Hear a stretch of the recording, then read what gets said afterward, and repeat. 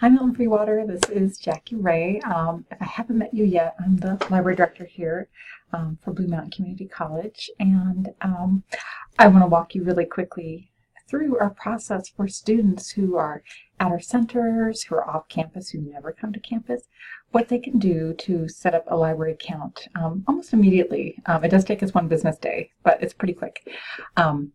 Students these days, again, increasing number of students online. Most of the resources they need to access are available online through our library resources page. And it's our research databases. They still need a library card number, but they don't actually need the physical. We don't need to attach that to a card. We can just email them a number. And I'm going to walk you through those steps. So from our library homepage, so you would just, of course, start at the main college page, Blue Mountain, and click on library. Gets you to this lovely place. If you do need to get a hold of us for any reason, we keep that chat information and everything up there. Here we are. So I'll bear that in mind. But if you scroll down to services and support, that is our very first box that we have. We just have a new patron registration form. So this is for all new students.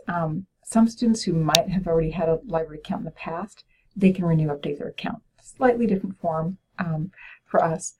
But really, that's all students need to do. They come on here, they fill out the form, hit submit. We just check and verify that they're a student in the AIS system, and boom, we send them a library card number. They're all set. The positives of that is that, they get it right away, again, so they can start their research.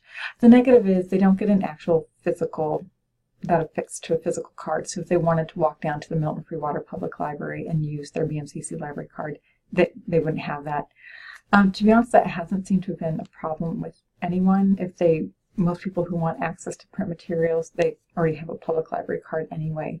So the BMCC one really is just that to get into our library college specific resources.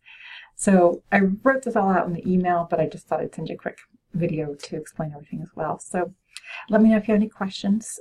You have my email address, and thanks for everything.